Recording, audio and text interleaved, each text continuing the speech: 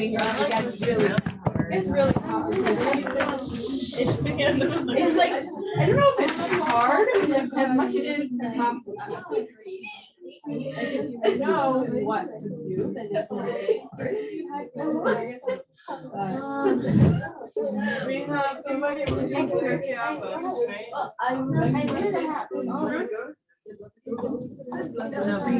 Well, that's not knitting. Right? It is knitting. But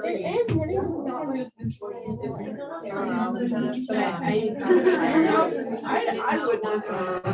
It's not knitting. Yeah. They're still made. Now I use this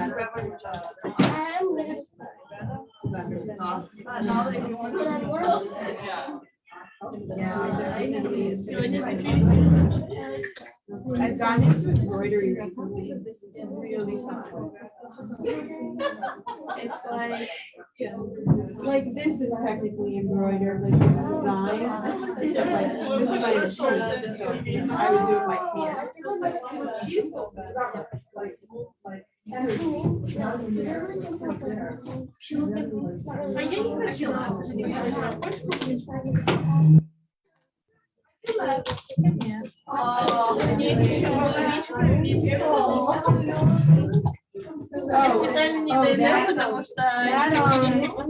That's not embroidery. That's a type of needlepoint.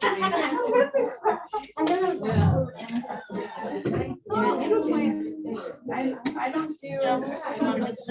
I have a friend who's very good at I'm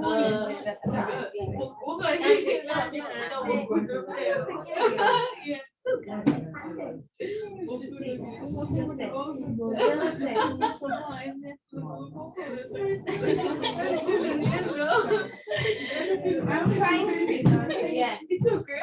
Have you ever made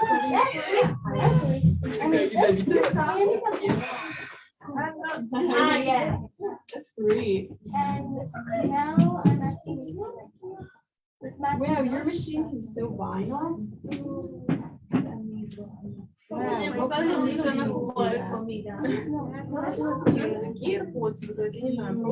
You did on a machine? It would be very hard to sew vinyl.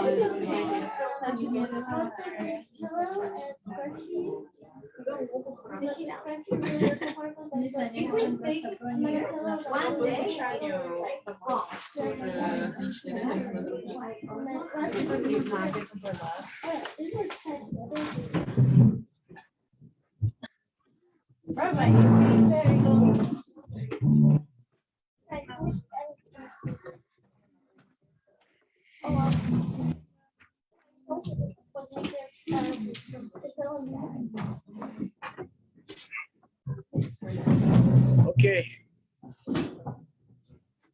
So we're here in the booklet on page 17. I think I gave out all the extra copies that I had. So we might need some more extra copies. Yeah, I don't have any more. So whoever doesn't have, just look in with a friend. But most of the classes, not from the text anyway. On top of the page, it says Kol Masechel Hashem Shamayim, which means all your actions should be for the sake of heaven. So to explain what that means is that some people think that Yiddishkeit, Torah, mitzvahs, our relationship with Hashem, in essence, is limited to very specific activities, very specific places, which means a shul, that's where you serve Hashem. Or when it's Shabbos or Pesach or Yom Tov, special days, that's when you serve Hashem. But other than that, when I do other things, these are personal things. I'm going to work, entertainment, things that I do to relax. That has nothing to do with Hashem. That's just, I'm a human being, and I need things as a human being. These are my personal needs and personal interests. These words, Kol Masechel Hashem Shemayim, means that a person should really realize and understand that in essence, everything that you do could be directed towards Hashem. That doesn't mean that I'm not acting like a human being, and before I take a bite, I'm thinking, I'm not eating the food because I'm human and I want food and I'm hungry. I'm eating it because Hashem. We're human beings, we're regular, ordinary people. But it means that in general, my understanding is that I have a purpose. My purpose is to serve Hashem. That's the ultimate purpose why I'm here. Everything else that I do is a means to an end to help me accomplish that purpose. In order to be serving Hashem, I have to be a healthy human being. In order to be healthy, I have to eat healthy. I need to do exercise. I need to relax. I have to be calm. And basically everything that I do, even if it's things that on the surface appear to have no relationship, no connection to God, but in essence, it's all there to enhance my ability to serve Hashem in a better way, in a healthier way. And that's what we should be conscious of, whatever we're involved with, that kol masecha l'shem shamayim, everything I do is for the sake of heaven. So if a person's going to work and he's earning money, and let's say he's successful in business, rather than just thinking about money, I'm collecting money, I'm accumulating money, I'm becoming rich, the thought is by having money, I can live a comfortable life, I can give tzedakah and help other people, I can send my children to yeshiva to study Torah, I can enhance my Shabbos table with guests, I can, all the things that I need to do to live as a Jew, I can do in a much better way if Hashem blesses me with abundance in money. So even the time that I spend at business, which is totally not something godly, it still has a connection to Hashem.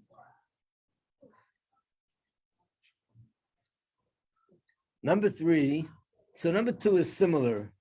The difference is number one is a statement that's from the rabbis, the sages, and the Talmud. And number two is a verse, it's a pasuk, which says, know him in all your ways, which means whatever you do could be a way to know Hashem. But let's go to number three. Number three gives us a deeper explanation because it says as follows: everything Hashem created, he created to glorify his name. Which means on a deeper level of understanding is that not only I have the ability to use different things in the world to serve Hashem, but that initially the reason why Hashem created everything in the world is for the purpose that it should be used to serve him. Now, to give you an example, there's still a debate about this matter, but maybe not as much as it used to be. But initially, there was a debate about using television, cable TV, and now internet, using this to teach Torah.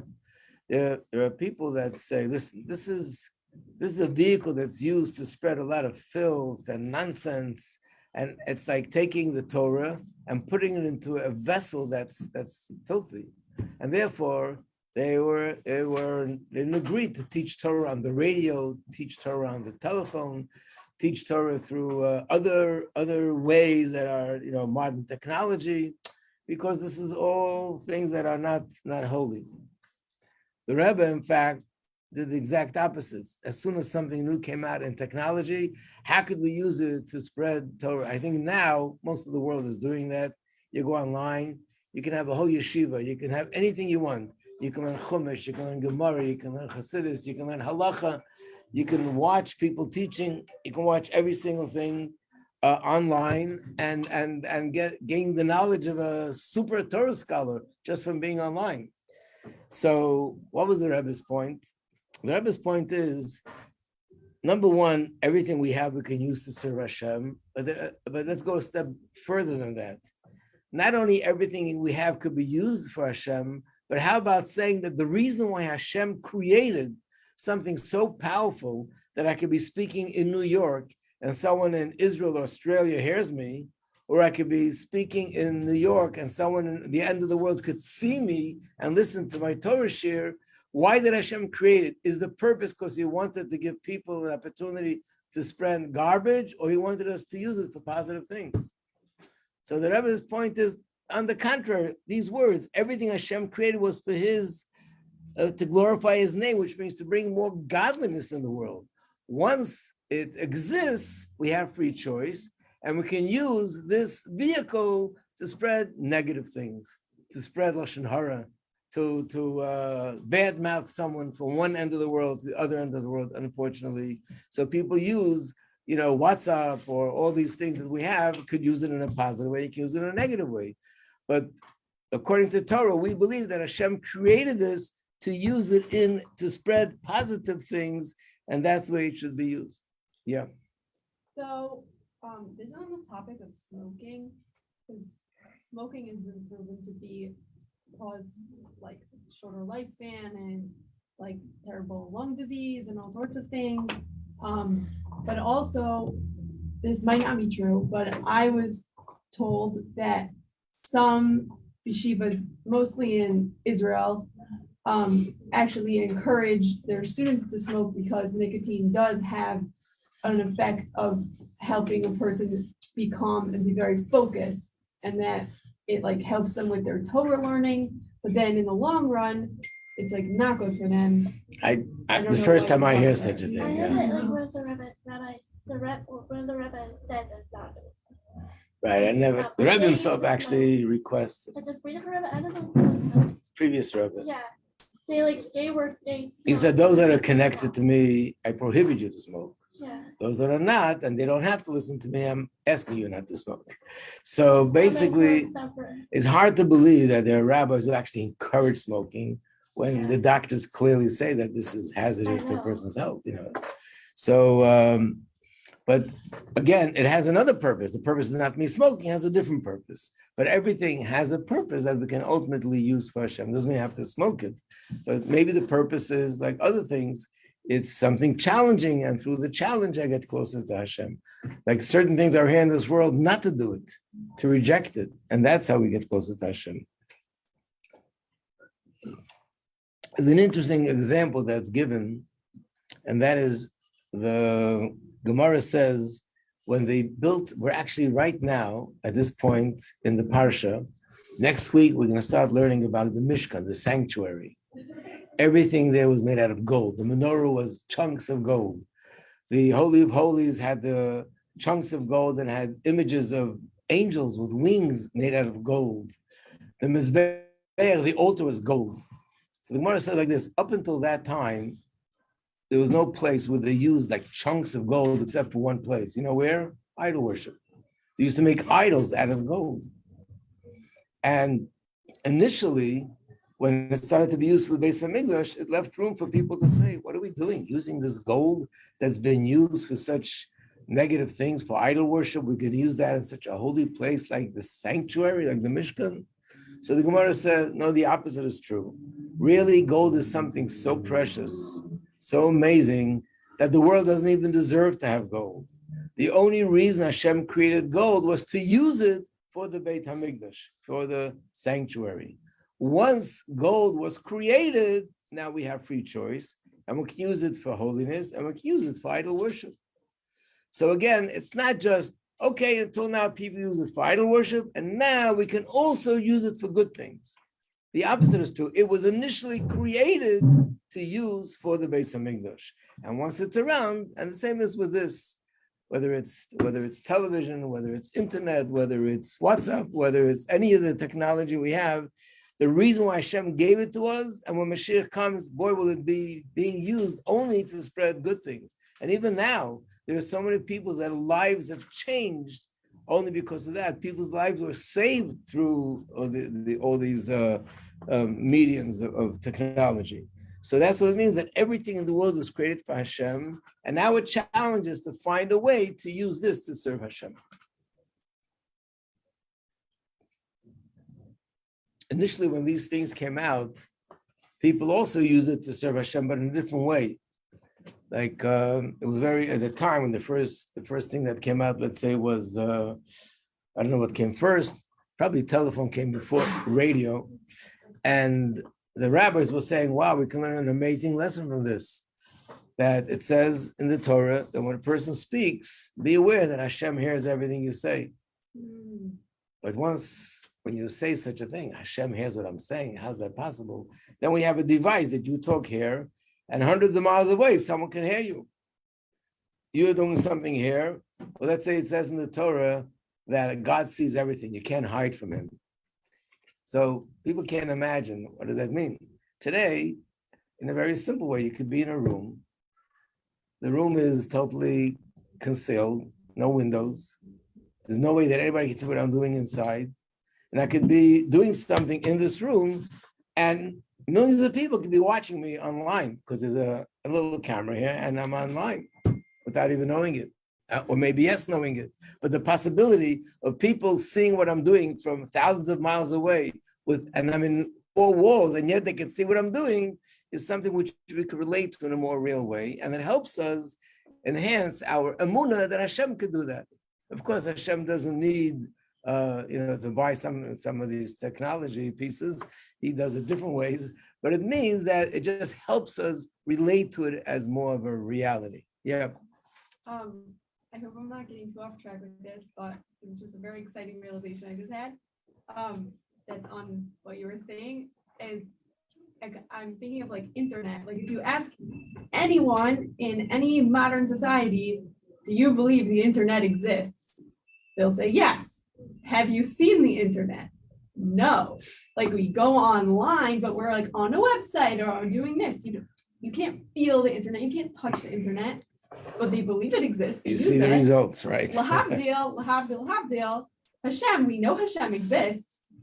Just some people, they're not willing to believe it. Right. Because they don't see I know it. they say that in Russia, the teacher got up and told the students, do you believe that do you see this table? Yeah. Oh, see, the table exists. Do you see the wall? The wall exists. You see this bookcase? The bookcase exists. Do you see God? He said, no, God doesn't exist. So there's a Jewish student in the room. I said, children, friends, do you see the teacher's brain? He said, no, it doesn't exist. But in those days, it was harder to talk about things that you don't see them, but they exist. But today, there's so much going on that we don't see, and it's extremely powerful. Sometimes, like, even though we don't see Hashem, we can see, like, the miracle things that he does. So sometimes there's like a second thought that happens. You like really see You that. can see it, right? Number 4 is another pasuk related to this, which means the whole world is filled with Hashem's honor, which means again that really Hashem is everywhere and he's connected to everything, and therefore everything and anything could be used as a way to serve Hashem. The same thing is found in Chassidus and Kabbalah, also a very famous quote. It's found in Tanya. And the words are, Les asar panui minei. There is no place void of Hashem's presence. So there's nothing in the world that you can say, this cannot be used to serve Hashem one way or another. It's impossible. Everything is created by Hashem, and everything was created for a purpose, and that purpose is ultimately to serve Hashem.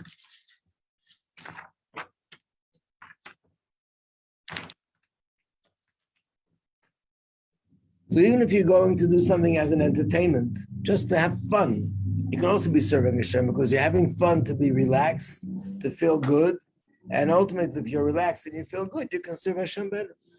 Eating good food can also be serving Hashem because I'm thinking that it makes me feel better, I'm happier, and I can serve Hashem better. And the same thing with everything and anything that a person does. Okay, I think we'll go now to Mishnah 13. I'm going to skip page 18 because it's pretty much similar to what we just did in page 17. But we're going to do Mishnah 13. So the Mishnah is in the first few pages of the booklet.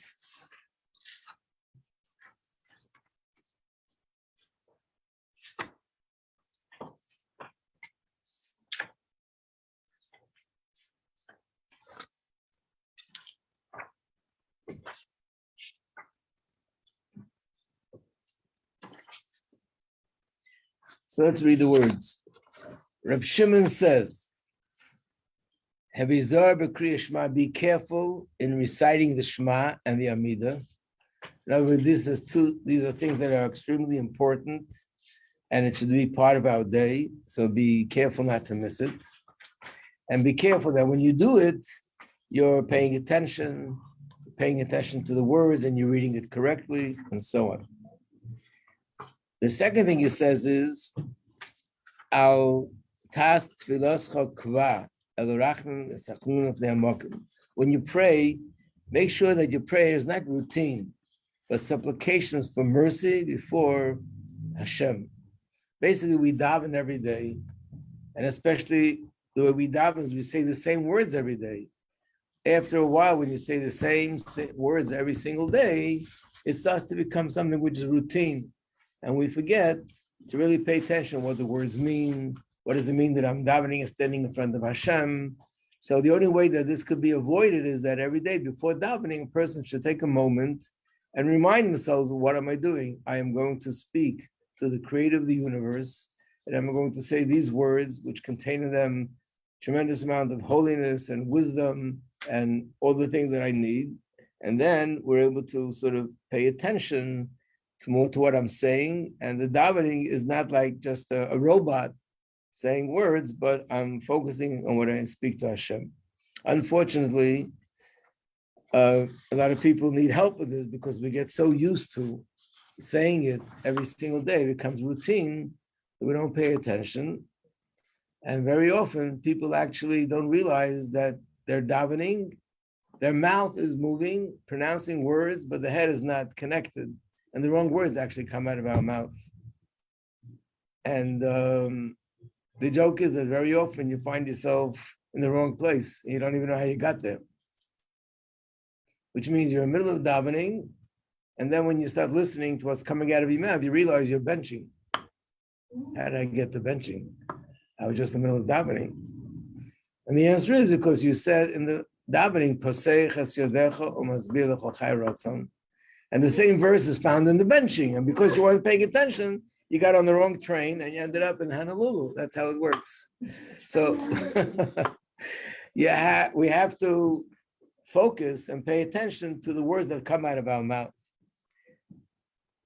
Shenem, as it says, Ki chanun v'rachamhu, Hashem is compassionate, erech hapayim, he's slow to anger, abundance of loving kindness, and therefore we're very privileged that we can speak to Hashem, and let's not just say the words and forget what's really happening, that I'm standing in front of the creator of the universe, the king of all kings, and I'm presenting my request to him. The last thing in the Mishnah is, Al ti rasha b'fnei atzmecha. Don't view yourself as a wicked person. Does that sound familiar? Tanya. Right. Whoever did chapter 1 in Tanya already should be familiar with this quote. And this is what I want to talk about because, of course, in Tanya it talks about what is a rasha, who is a rasha, what's the level of rasha. What I want to focus on is, what does it mean, don't look at yourself as a rasha? Basically, it means that a person shouldn't put themselves down. And this is a very confusing concept because many of us are under the impression that Torah supports the idea of humility, to be humble and not to be arrogant. And therefore, it appears as if the more you put yourself down and the more you knock yourself and the more you think you're worthless and insignificant, the better it is. And the truth is, no, there's a line that divides between the two things. Yeah. Isn't it like being humble isn't not knowing your worth? Being humble is knowing your worth and not needing to like talk about it and like make it well known or have people like give you attention. Okay, so that's one way of explaining it. And that is that I know I'm the greatest. I know nobody's like me, but I'm not going to be loud about it. I won't publicize it. I won't demand of people to recognize it, but I know myself that I'm really exclusive and special. But that's not really the ultimate humility that we're talking about, because in essence, I'm not being humble. I'm just not telling other people what I'm thinking. Humble is that you really feel that way. How could you really feel that way and not have a very low self-esteem, which is unhealthy. Yeah. What if considering yourself as a Russia is like as a way to make you better? Like you tell yourself that you haven't learned enough, and then you're more inspired to learn.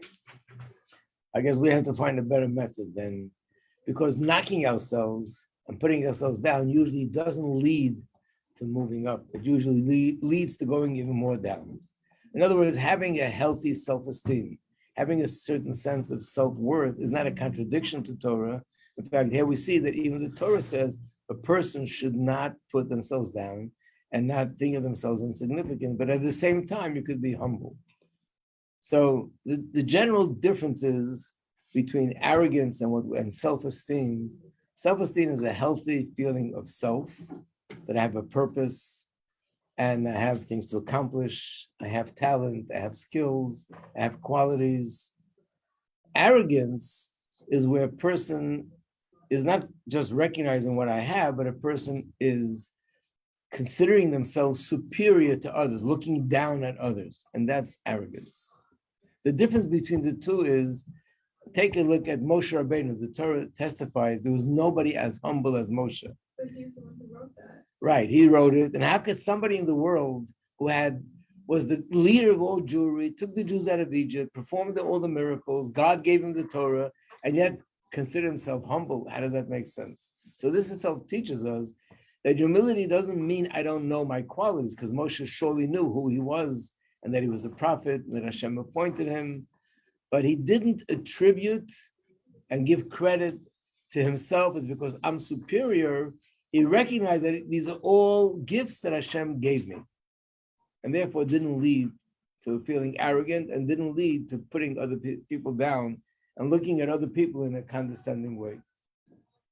The mashal I always think of, which comes to my mind, is if there would be a contest between someone in this room and a 3-year-old, and you would win the contest, would you be proud in telling everybody about it? Well, why not? But it's true, you won the contest. They asked him how much is 16 and 16, and the 3-year-old didn't know, and you knew the answer. So it is true that you know more. Why aren't you proud of it, and why don't you tell people all about it? It's not because you didn't know more, you do know more. But to be proud is foolish, because the fact that I know more has nothing to do with me. It's because a 20 or 25-year-old knows more than a 3-year-old. My brain is more developed than the brain of a 3-year-old, which means, yes, I have these qualities, but that's not attributed to me. It's attributed to the fact that I'm more mature, I'm older. Moshe Rabbeinu said, Hashem gave me a special neshama, a very holy neshama. He gave me parents who were the greatest righteous people of the generation. And Hashem gave me all this potential, all these sort of spiritual gifts. And therefore I accomplished what I accomplished. And he didn't take any credit for himself. And therefore he didn't feel superior to others and then put other people down. In fact, he said to himself, who knows? Maybe if other people would have had the opportunities that I had, they might have even taken it even further than me. And maybe if I was in their place where they didn't get so much potential, maybe I would have even done less than them. So he judged everybody according to where they're coming from. And therefore, it's not a contradiction.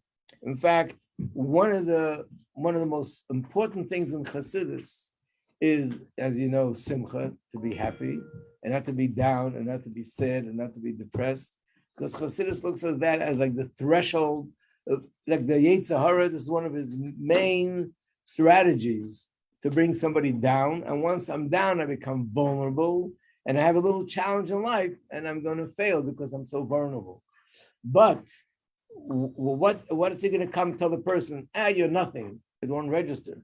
So he comes and tells him, oh, you don't do mitzvahs properly, you don't daven properly, you don't do, oh, that sounds like a spiritual, really lofty spiritual message. And you take it seriously, but the end is that I feel down and I feel like I'm worthless. And that's coming from the Yetzer Hara. So every person should know that they're not worthless. Hashem created us for a purpose, and every person has a purpose. Every person is precious to Hashem. Every person has potential. Every person is needed to fulfill the whole purpose of creation, would be unfulfilled without what I need to contribute. And therefore, I have to recognize that I have this self-worth and I should have this self-esteem. And on the contrary, recognizing that it comes from Hashem empowers me, doesn't make me weaker. It empowers me. Some people think, oh, connecting everything to Hashem, so what am I? But the truth is the opposite is true. If I realize that it all comes from Hashem, I feel much more empowered than if I would just be my own person. So here, in this page, we have a few quotes from Gemara that relate to this idea of self-esteem, how we look at it from a Torah perspective. So when it says in this Mishnah, don't look at yourself as a Rasha, don't put yourself down, that's really what it means. A person should not exaggerate and put themselves down. And in fact, if there's something wrong, okay, so I can think about what I need to correct. Don't think about, therefore I'm a nothing, therefore I'm a nobody, therefore I'm a Rasha. Because that's a thought process that comes from the Yetzer Hara just to make us weak. Tanya Russia. What? Tanya Russia. Yeah, not the Tanya Russia. This is the real McCoy. Yeah. Number 2 is another term that's used, which is shifla shel sheker, which means false humility. So false humility is, like I said before, when a person actually considers themselves worthless, that's not the humility that the Torah is talking about. So there's a very beautiful Hasidic interpretation in the next number 3. We'll end with this. There's a story in the Chumash known as the story of the 12 spies, that Moshe Rabbeinu sent 12 spies to Israel to see how they can conquer the land. The spies were supposed to come back with a plan how to conquer the land. Instead, they came back with a message: we can't conquer the land. There are giants there. They're so strong. They're so powerful. And one of the things they said was these words. They said, we saw giants. They saw us like ants. And that's how we saw ourselves, like little ants in their presence. So they're so huge, they're so enormous, they're so powerful, forget it, we'll never be able to conquer them. So there's a Hasidic interpretation, it goes like this. Because we saw ourselves like ants, that's why they looked at me like an ant. In other words, my feeling of insecurity and lack self-esteem is projected into them. And if I would approach it with more strength and be more assertive and have that self-esteem, then the other person would respect me even more. Who says that? Is there like a, you know? I don't remember the source, but I know it's a Hasidic interpretation. Yeah.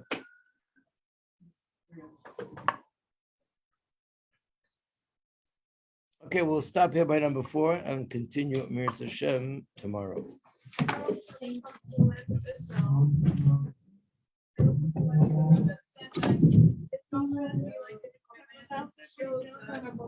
only is it that you're giving away Hashem's land, you're showing the nation somewhat. Oh, we're giving it.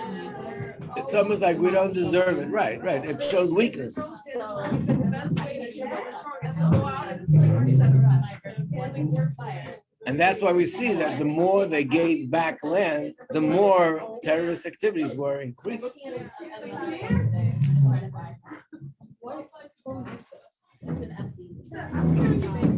I ask a quick question? Can I ask a question?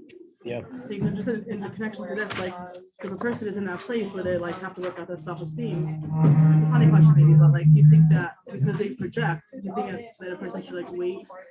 You understand, like let's say on a marriage level, because then you could turn the other person into a monster or make them think that way. You understand what I'm saying? Yeah. So a person should like they work it out, like they know that's like something that they do. They should like wait, like to work it out. Well, You know what I'm saying? it's definitely better to do it, but it depends how long it takes to wait, right? But it's definitely better to have things straightened out before you go into the marriage than to deal with it with another person involved. Then it gets more tangled up and more complicated. Yeah.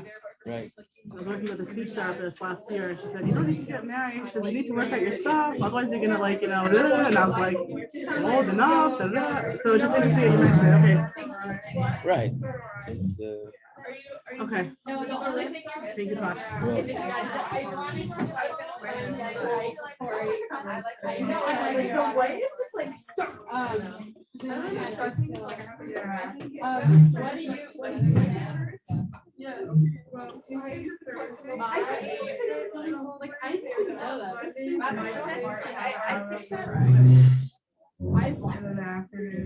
I just realized yeah. I picked up this book in the dorm. Did you write it? Oh, And this one, this is printed. what? This one was printed. Right, but you're the author. Enjoy.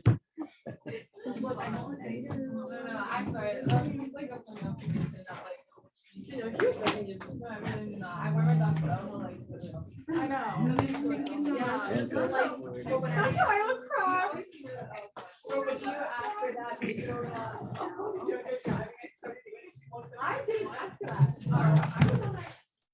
Okay. Thank you.